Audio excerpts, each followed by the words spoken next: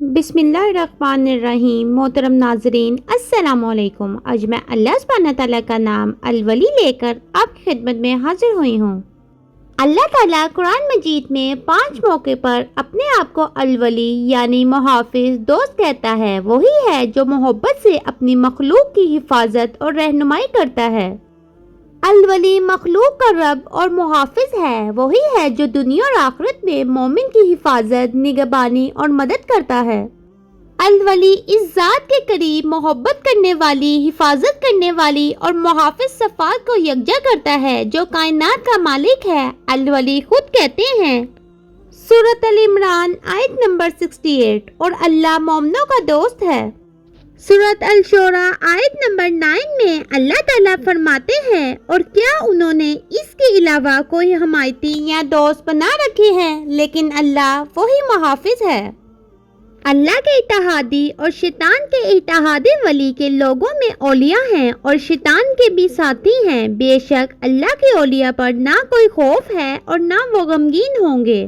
جو لوگ ایمان لائے اور اللہ سے بہت ڈرتے تھے، ان کے لیے دنیا اور آخرت میں خوشخبری ہے۔ اللہ ذو الجلال کے ساتھیوں کو دنیا اور آخرت میں نہ کوئی خوف ہوگا نہ غم، اور ولی ان کی زندگیوں میں روشنی لائے گا۔ سورۃ البقرہ آیت نمبر 257 میں اللہ تعالیٰ فرماتے ہیں اللہ ایمان والوں کا محافظ ہے اور انہیں اندھیروں سے روشنی کی طرف لے جاتا ہے۔ پھر اسی طرح البخاری میں ہے اور اللہ کے ساتھیوں کی فتح ہوگی۔ جو کوئی میرا ولی بنے گا، ایک دشمن کے طور پر میں اس سے جنگ کروں گا۔ الولی نے شیطان کے ساتھیوں اور ان کے اعمال کے نتائج کا بھی ذکر کیا ہے۔ جو لوگ کافر ہیں، ان کے ساتھی طاغوت ہیں جو انہیں روشنی اور اندھیروں کی طرف لے جاتے ہیں۔ یہ لوگ دوزخی ہیں اور اس میں ہمیشہ رہیں گے۔ اور پھر یہ کہ مومن کو یہ جاننے سے فائدہ ہوتا ہے کہ اللہ سبحانہ تعالیٰ الولی ہے۔ وہ سمجھتا ہے کہ اصل کنٹرول اللہ سبحانہ تعالیٰ کے ایک کام سے حاصل ہوتا ہے، کوئی بھی دوسری صورت میں حکم نہیں دے سکتا۔ اسے تمام معاملات کے لیے اس پر بھروسہ کرنے کے تصور کو مزید مضبوط کرنا چاہیے۔ وہ وہی ہے جو منصوبہ بندی کرتا ہے، اسے عمل میں لاتا ہے اور پھر اسے محفوظ رکھتا ہے۔ تمام مخلوقات اللہ کے علم اور قدرت سے چلتی ہے، اس کی مرضی کے بغیر کوئی پتا نہیں ہلتا۔ اور پھر یہ کہ تمام معاملات اللہ کے سپرد ہیں۔ ہمارا وجود اسی خدائی حکم کا حصہ ہے جس کی اس نے منصوبہ بندی کی ہے، وہ الولی ہے۔ ہر خلیفہ نے اللہ سبحانہ تعالیٰ سے عافیت اور حفاظت کی دعا کی، پھر بھی عمر بن الخطاب رضی اللہ عنہ کو شہید کر دیا گیا، یہاں تک کہ علی بن ابی طالب رضی اللہ عنہ کو قتل کر کے شہید کر دیا گیا۔ کچھ لوگ اس میں انصاف کے بارے میں سوچ سکتے ہیں، لیکن اصل اجر آخرت میں ہے۔ ضروری نہیں کہ کسی کے اعمال کا اجر اسی زندگی میں ظاہر ہو۔ اگر یہ ہے تو یہ اللہ کی طرف سے ایک تحفہ یا نعمت ہے۔ اور پھر یہ کہ اللہ کا ولی بننے کی کوشش کریں۔ اللہ تعالیٰ فرماتے ہیں میرے بندے کو اس سے زیادہ کوئی چیز عزیز نہیں ہے جس کو میں نے اس پہ فرض کیا ہے، اور میرا بندہ نوافل کے ساتھ میرا قرب حاصل کرتا رہتا ہے تاکہ میں اس سے محبت کروں۔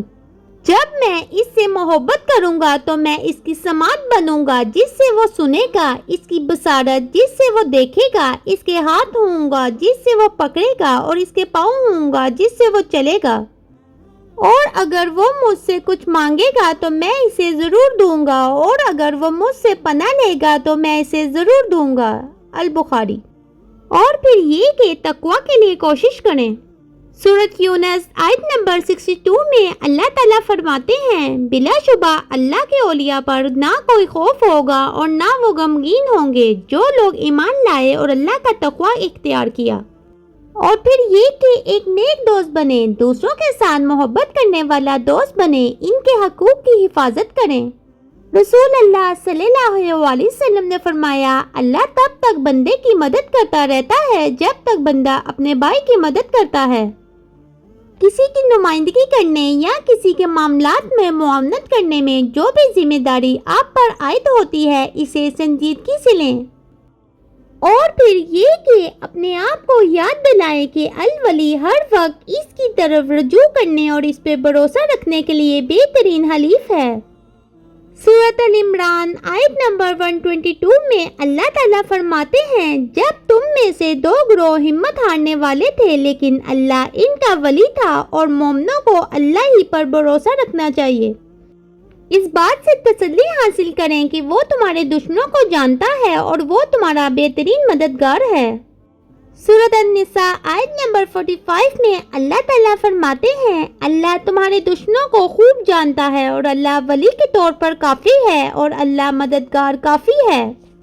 आप हमेशा वली की हमायत और हिफाजत के मोहताज रहेंगे, इसलिए इससे दुआ करें कि वो इस ज़िंदगी में, मौत के वक्त, कब्र में और यौम हिसाब में आपकी हिफाजत और मदद करे।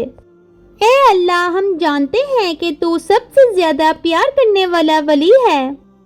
ए अल्लाह, हमें नेक दोस्त अता फरमा, हमें दूसरे मोमिनों के लिए नेक दोस्त बना और तेरी तरफ रजू करने और सिर्फ तुझ पर ही भरोसा रखने के लिए हर वक्त हमारा बेहतरीन साथी बना।